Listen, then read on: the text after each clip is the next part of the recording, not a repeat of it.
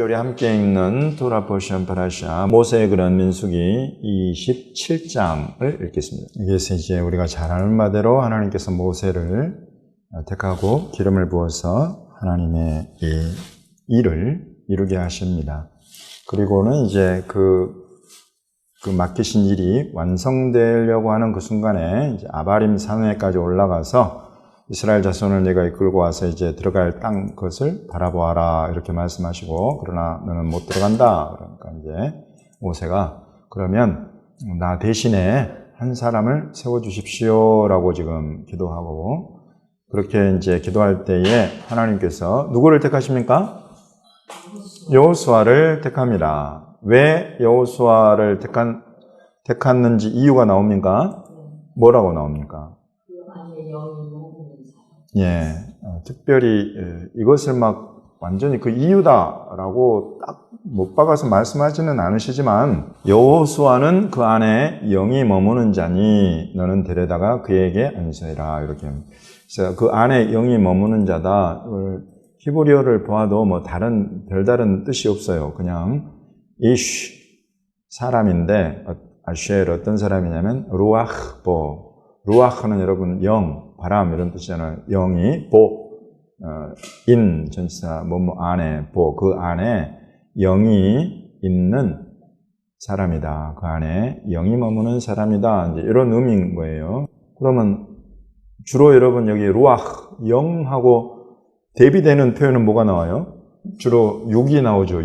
영육 이러니까. 그러니까 영에 속한 사람, 육에 속한 사람, 여러분 이런 표현 들어보셨죠?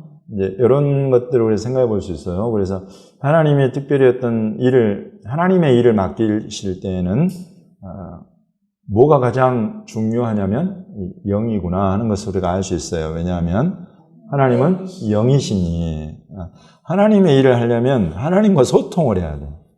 하나님과 소통하려면 그 영이신 하나님과 소통할 그런 영에 관한 부분들을 잘 알고 준비된 사람이 가장 좋다 하는 부분을 우리가 여기에서 생각해 볼 수가 있어요. 그래서 모세 위에 머무신 하나님의 그 영이 이제 여호수아, 눈의 아들 여호수아 안에 영이 머무는 자인데, 그래서 이 사람을 네 후임으로 세워라 이렇게 하면서, 세우는 방법으로는 너는 데려다가 그에게 안수하고 모세의 손을 여호수아 위에 얹는다 하는 거죠. 그걸 안수라고 하고, 그리고 두 번째로는 이제 그를 제사장 엘라살, 아론을 이어서 제사장이 된 엘라살과 온 회중 앞에 세우고, 그 모든 사람들 목전에서 그에게 위탁해라. 위탁은 이제 우리 조금 더 쉬운 표현을 하면 이제 위임이죠. 위임. 임명한다 말이죠. 임명. 그래서 모든 사람이 보는 앞에서 임명하는 거예요. 우리가 Great Commission 그러죠. 예수님의 그 지상 명령 있잖아요. 너희 하늘과 땅의 모든 것을 내게 주셨으니 그러면 너희는 가서 모든 족속을 제자로 삼아 아버지와 아들과 성령 이름으로 세례를 주고 내가 너에게 분반 모든 것을 가르쳐 지키게 하라. 이것을 우리가 Great Commission이라고 해요. Commission, 요게 위임 명령이다 이런 말이잖아요. 딱 그 커미션을 준다 하는 거예요. 이 사람 여호수아에게 감당할 사명을 탁 준다는 거예요. 그것을 그냥 개인적으로 주는 게 아니라 모든 사람이 보는 앞에서 공개적으로 이것을 탁 준다 말이죠. 그리고 세 번째로는 20절에 내 존귀를 그에게 돌려 이스라엘 자손의 온 회중을 그에게 복종하게 하라. 그래서 이 존귀, 모세가 가졌던 존귀를 여호수아에게 돌려라. 그렇게 함으로써 이스라엘 자손의 온 회중이 그에게 복종하게 된다. 그러면 백성들이 누군가에게 복종하게 된다고 할 때, 그러면 그 사람에게 있는 것은 권위, authority, 권위가 있는 사람에게 복종하는. 그래서 여기서 말하는 이 존귀는 이제 여러 가지 의미로 사용될 수가 있습니다만은, 지금 이곳에서는 이제 권위가 주어진다. 모든 백성과 제사장 앞에서 이 사람에게 사명을 딱 주어서 그 사명을 이룰 수 있도록 하는 권위가 이 사람에게 주어진다는 것입니다. 근데 이렇게 여호수아를 세우는 그런 이제 뜻이 뭐랄까요, 목적 또는 사명, 지금 여기에서 우리가 Great Commission 이런 거 했는데 이스라엘을 이끌고 나갈 지도자가 된다. 그런 사람을 목자라고 하는 거예요. 목자.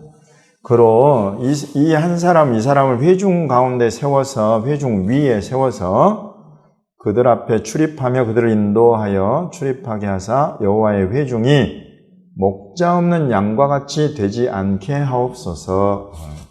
목자를 세워주십시오. 이스라엘 백성한테. 지금 이런 역할을 하라고 여호수아를 세운다는 것입니다. 애매한 거 있습니까?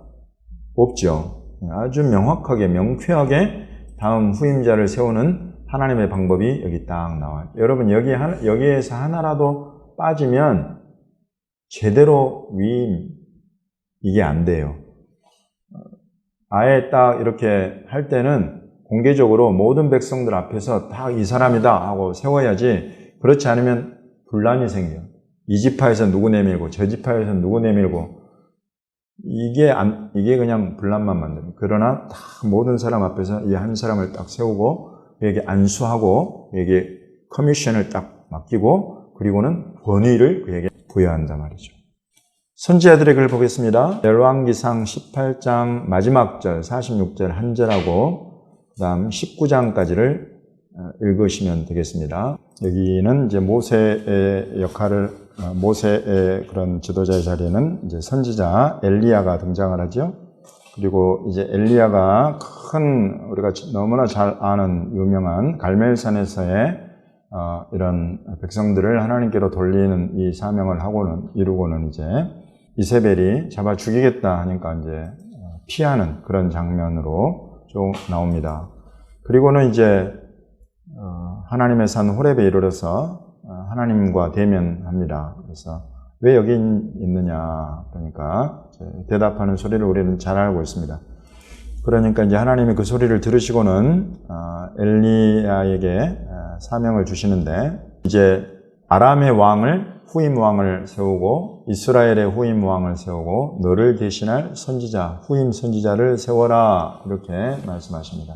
후임 선지자로는 엘리사가 나옵니다. 그래서 여호수아와 같이 이제 모세를 대신해서 백성을 이끌 이제 목자로 여호수아가 생 것처럼 이제 백성들에게 하나님의 그 영광과 능력을 나타내면서 하나님께로 백성들을 이끌어가는 그런 선지자로서의 엘리야가 감당했던 사명을 이제 이어받을 또 다른 선지자로 엘리사를 세우게 되는 장면이 나옵니다. 여러분, 엘리사를 왜 세운 것 같아요? 엘리사는 어떻게 엘리야를 이어서 위대한 선지자가 되었습니까? 일단 지금 여기에서 나오는 우리가 이제 행간읽기를 해보면 일단 엘리사가 어떤 때에 지금 엘리야가 만났어요? 뭐 하고 있을 때? 밭 갈고 있을 때. 그럼 이 사람의 직업이 뭐예요? 농부죠. 그래서 농부로 밭을 갈고 있었다. 근데 밭을 뭘로 갈고 있었어요? 12겨릿소다. 결이라는 것은 이게 쟁기의 종류인데 쟁기 2개, 쌍의 쟁기예요. 그래가지고 요걸 당연히 끌려면 소가 몇 마리? 2마리가 필요한 거예요. 2마리가. 그래서 이제 쟁기를 소 2마리가 끌고 가는 거, 요거를 결이라고 해요. 이것을 끄는 소를 결이소라고 해요. 근데 지금 12겨릿소. 그러면은 소가 몇 마리예요? 24마리. 예, 24마리. 24마리의 소를 끌고 밭을 간다. 논을 간다. 밭을 간다. 어마어마한 거죠. 분홍이라고 할 수 있죠. 분홍. 이 사람은 지금 분홍이요.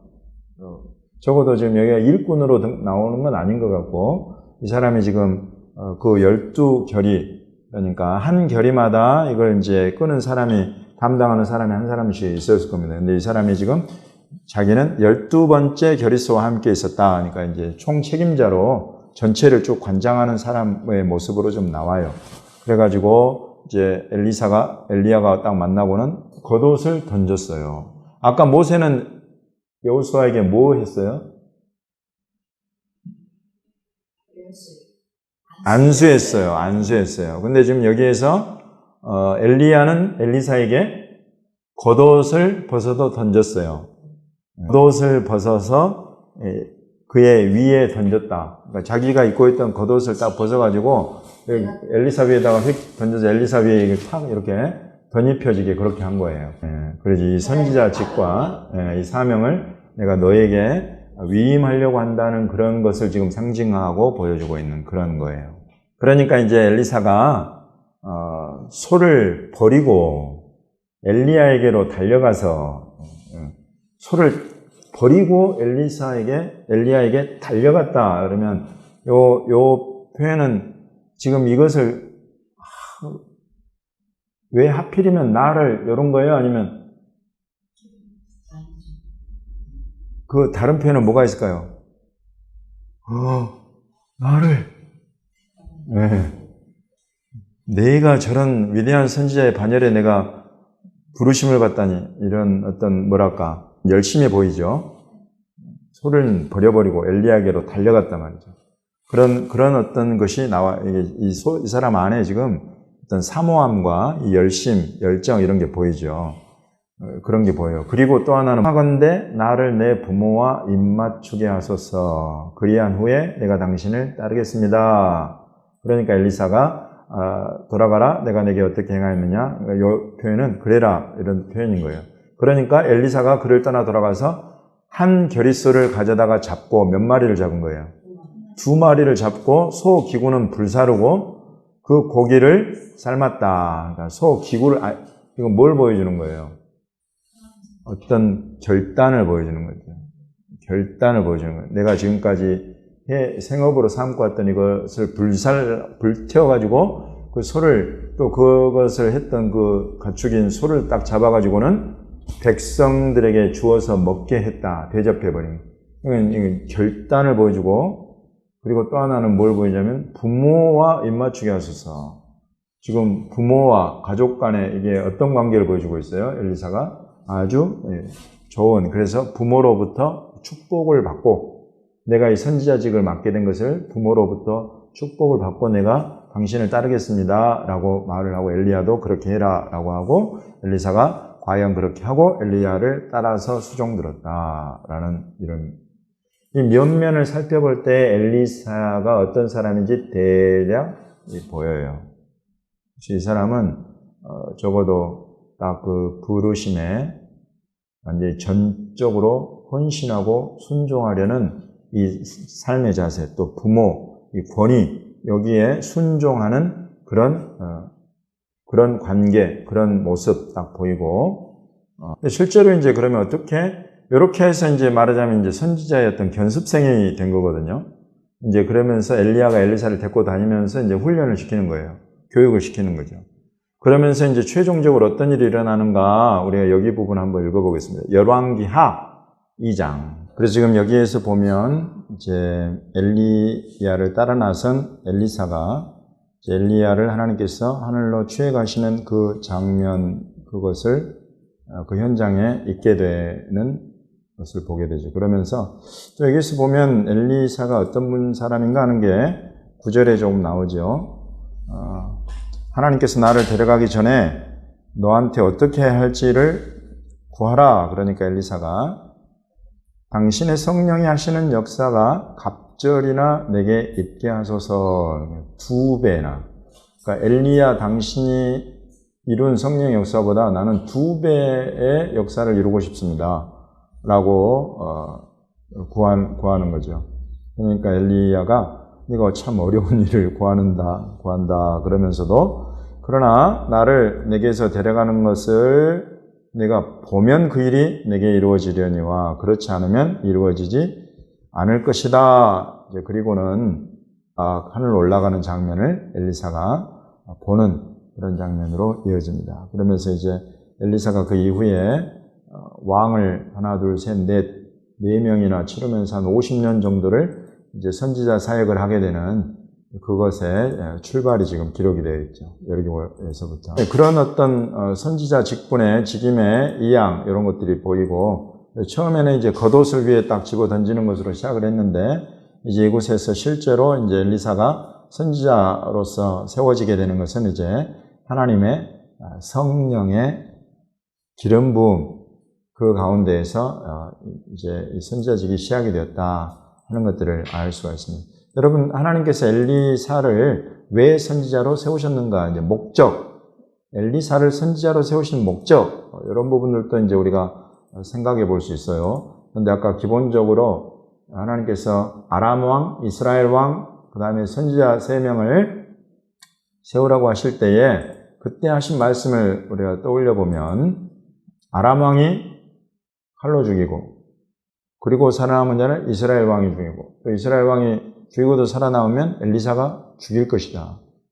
그래서 실은 이 사명이 살릴 것이다 보다 죽일 것이다예요. 왜 하나님께서 이들을 통해서 이스라엘 백성을 죽음으로, 칼로 죽임당할 이런 부분들을 왜 말씀하셨어요? 그것은 엘리야가 이스라엘 백성을 하나님께 고발한 그 내용 때문입니다. 뭐라고 고발했냐면 하나님과의 언약을 저버리고 제단을 헐어버리고 여호와의 제단을 헐어버리고 그러면서 우상 숭배의 제단을 쌓고 또 선지자들을 잡아 죽여서 나 혼자만 남았습니다. 이렇게 한 그 고발 때문에 이스라엘 백성을 하나님께서 벌하실 것에 대해서 지금 아람 왕, 이스라엘 왕 그리고 선지자를 통해서 벌하실 것에 대한 말씀을 하셨죠. 그래서 엘리사의 사명 중에는 이 이스라엘 백성을 하나님의 심판과 징벌 이런 부분들을 보게 하는 그런 사명이 기본적으로 엘리사에게 주어져 있습니다. 그래서 여기 나오는 것 중에 이제 선지자들은 항상 하나님의 뜻을 따라서 살리기도 하고 또 죽이기도 하고 이런 것들을 하죠. 그런데 지금 이곳에서 베델을 딱 갔는데 그곳에서 어린 아이들이 나와가지고 대머리에 올라가라. 대머리에 올라가라. 조롱하는 그런 어린애들이 나왔다. 그러니까 엘리사가 여호와의 이름으로 저주했다. 그러니까 숲풀에서 암곰 둘이 나와서 아이들 중에 42명을 찢어서 죽였다. 그런 내용이 지금 여기 기록이 되어 있어요. 여러분, 이런 부분들은 사실 쉽지는 않습니다. 그러나 여러 가지를 우리가 사실 더 많은 묵상으로 이끌어가는 부분들이 사실 이런 데 있어요. 오늘 이 시간에는 다루지는 않겠습니다. 예수님의 말씀으로 넘어가 보겠습니다. 요한복음 21장입니다. 지금 이곳에서는 이제 예수님이 베드로를 세워서 예수님 이후의 사역을 맡기시는 이제 그런 Great Commission, 지상 위임 명령 이런 부분들을 이제 맡기시는 이제 그런 장면과도 연결되는 내용인데, 모세는 여호수아에게 안수를 했고 엘리야는 엘리사에게 겉옷을 던져서 그로 하여금 자기 뒤를 잇게 했고 끝까지 자기를 따라와서 이제 하늘 올라가는 것까지 보게 하면서 그 뒤를 맡겼습니다. 고기하고 떡을 숯불에다가 구워가지고 먹이면서, 보시면 14절에 이것은 예수께서 죽은 자 가운데 살아나신 후에 세 번째로 제자들에게 나타나신 것이다. 예수님 죽으신 이후에 제자들에게 지금 세 번째, 분명히 죽은 걸 봤는데, 무덤에 장사진을 봤는데, 무덤에서 사라지시더니 이제 그 다음부터 지금 세 번째 여기에 제자들 앞에 나타나셨다는 거죠. 그래서 지금 죽으시고 부활하신 예수님을 사실은 이렇게 보여주시고 나타나고 또 만나고 같이 먹고 마시고 이런 그런 것들을 통해서 지금 사실 베드로를 부르고 계세요. 그러면서 베드로를 부르신 그 이유, 왜 베드로인가 하는 이유가 여기 딱 나오죠. 베드로를 예수님 이후에 그 사도들 직분에 있어서 이제 수제자로 딱 최고직으로 베드로에게 이것을 맡겨서 예수님 이후에 사명을 감당하게 하시려는 그런 주님의 뜻 부르신 그 안에 베드로를 부르신 그 이유는 무엇인가? 예수님을 향한 사랑, 요거를 확인하신다. 참 베드로가 등장할 때는 숫자 3이 많이 나타나죠. 예수님도 세 번째로 제자들에게 나타나. 그리고 세 번을 물어보니까 세 번째 이르시되 요한의 아들 시몬아 내가 나를 사랑하냐 하니까 주께서 세 번째 내가 나를 사랑하냐 하심으로 베드로가 근심하면서 주님 모든 것을 아시오매 내가 주님을 사랑하는 줄을 주님께서 아시나이다. 이렇게 세 번을 부인하게 한 부인한 그 트라우마를 완전히 극복하게 하시고 세 번을 사랑 고백을 세 번을 받으십니다.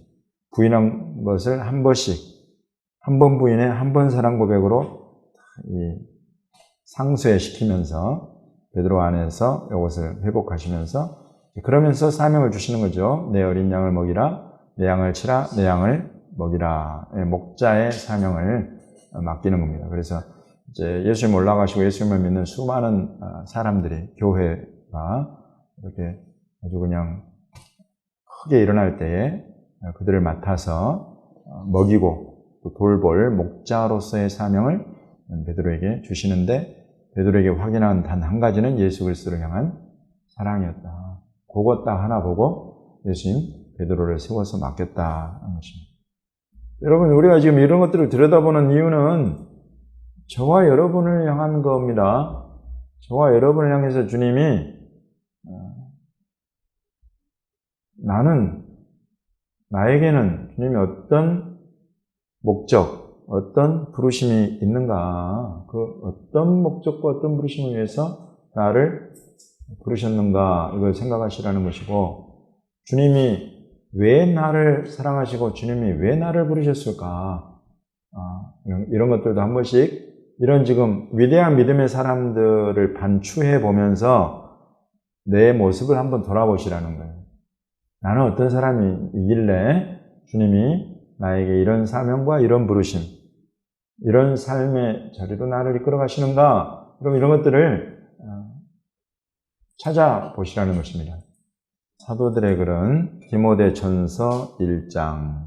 이제 사도들의 글에서는 마지막으로 우리 사도 바울이 이제 디모데를 자기의 후임자와 같이 세워서 교회를 돌보는 그런 목자로 세워가지고 교회를 돌보도록 하는데 필요한 여러 가지 내용들을 편지글로 써서 보낸 것이 디모데 전서와 후서인데 좀 이곳에 보면 디모데에 관한 그런 정보들이 조금 나옵니다.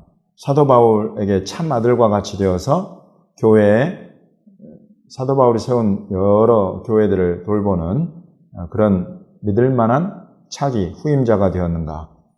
첫 번째는 예언입니다. 18절을 보시면 전에 너를 지도한 예언을 따라 그것으로 선한 싸움을 싸우며 이렇게 나옵니다. 그래서 예언이라는 것은 하나님의 말씀이지요.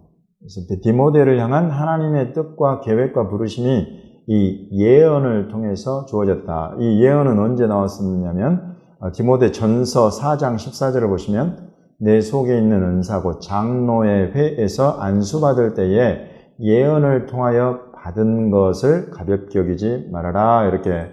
그래서 장로들의 회 가운데서 안수받고 기도받은 때에 하나님께서 예언을 주셨다는 거예요. 디모데를 향한 하나님의 마음과 뜻과 계획 이런 것들을 그때 주셨다는 것입니다. 그래서 디모데를 지금 하나님께서 택하시고 또 디모데를 향한 하나님의 뜻과 계획이 확실하게 있구나 하는 것이 그 예언을 통해서 드러났다는 것입니다. 이런 부분이 하나 있습니다. 그래서 하나님의 이런 그 택함 가운데에서 디모데가 지금 사도 바울에게 참 아들과 같이 귀하게 여김을 받고 있다 하는 것이 있고, 두 번째로는 디모데후서 1장, 아까 우리 두 번째로 읽은 디모데후서 1장 5절과 6절을 보시면, 디모데후서 1장 5절과 6절을 보시면 이는 내 속에 거짓이 없는 믿음이 있음을 생각한다. 이 거짓이 없는 이 믿음은 먼저는 내 외조모 로이스와 내 어머니 유니게 속에 있더니 내 속에도 있는 줄을 확신한다. 그래서 외할머니로부터 어머니로 이어지고 어머니로부터 디모데에게로 이어진 그야말로 이것은 지금 3대 신앙을 보여주고 있다. 근데 여러분 이게 대수도 중요하겠지만은 지금 여기에서 대수보다 더 중요한 것은 이 거짓이 없는 믿음이라는 거예요. 외할머니한테도 거짓이 없는 믿음이 있었고 어머니에게도 거짓이 없는 믿음이 있더라. 이것을 사도 바울이 공인하고 있는 것입니다. 그러면서 그 믿음이 지금 내 안에도 있는 것을 내가 확신한다. 이렇게.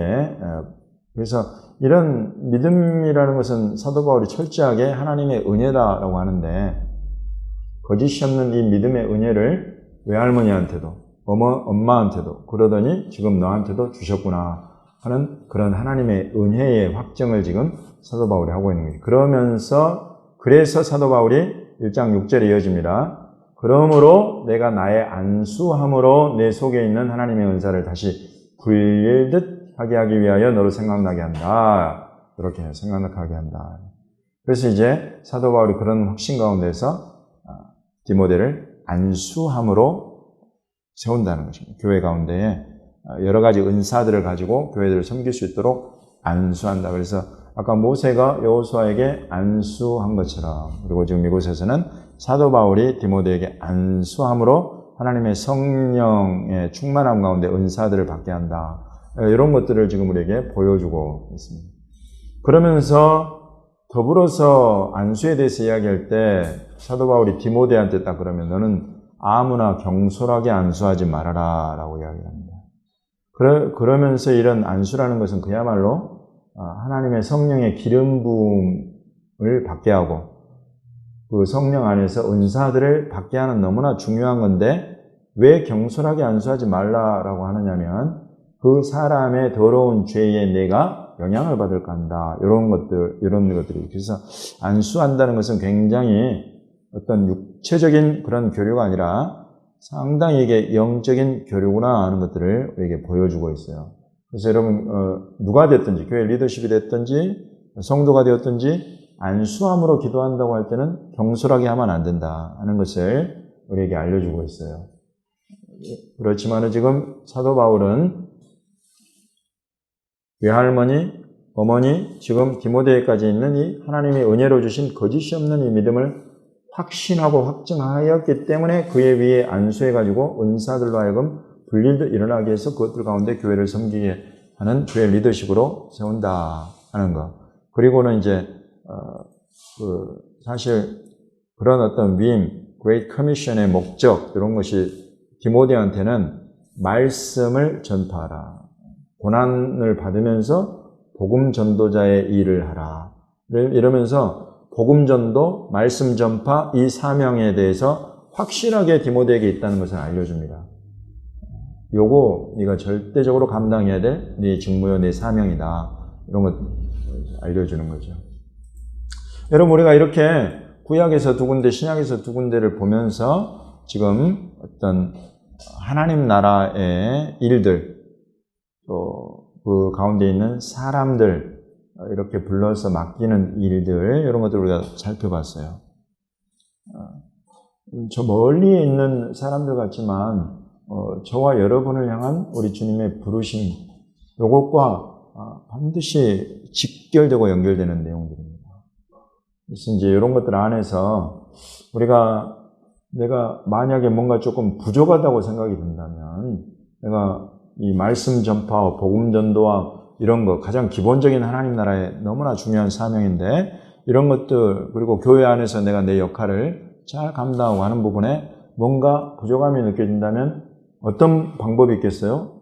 여기 보면 좋은, 신뢰할 만한 영적 지도자로부터 이런 안수하면서 기도를 받고 그 기도 가운데서 은사들이 불릴듯 일어나도록 한다 하는 부분들도 이거 아주 좋은 방법이구나. 그러나 더불어서 굉장히 조심해야 될 것이 경솔하게 아무데나 머리를 디민다거나 또는 아무 머리 위에나 손을 얹는다거나 하는 것은 안 된다 하는 것도 더불어서 같이 우리에게 알려주고 있습니다. 이제 이런 것들도 하나의 방법이고, 더불어서 또 장로들의 회에서 예언이 있다. 하나의 이 교회 우리 성도들 또 믿음의 사람들 가운데에서 누군가를 놓고 기도할 때에 이 가운데에 하나님의 성령으로 말미암은 예언의 그런 일들이 있을 수 있다. 그리고 그런 예언은 한 사람을 인생길에서 믿음의 사람으로 세우고 하나님 나라의 일을 맡은 사명자로 세워가는데 너무나 중요한 역할을 한다 하는 것들도 우리에게 보여주고 있는 것입니다. 그래서 이런 안수, 그다음에 이런 예언, 이런 것들 아주 지금 성경에서 중요하게 나오는 그런 일들이에요. 우리가 어떤 기름 부음 가운데에 이런 우리 각 사람을 향한 어떤 삶을 살아가고 어떤 일을 해가고 교회에서 내 지체로서의 역할을 감당하고 하는 부분들에 이런 것들이 꼭 필요하다는 것들도 성경 우리에게 보여주고 있는 것들이다 라는 것입니다. 예, 이 정도까지 우리가 지금 신구약 성경에서 오늘 주제로 살펴보았어요. 그런 기름 부음이 임하고 또 그런 기름 부음이 임하는 한 사람을 불러서 기름 부음을 주시는 그런 까닭, 원인, 이유, 그리고 그 목적, 그런 방법, 이런 부분들에 대해서 오늘 우리가 좀 살펴보았습니다.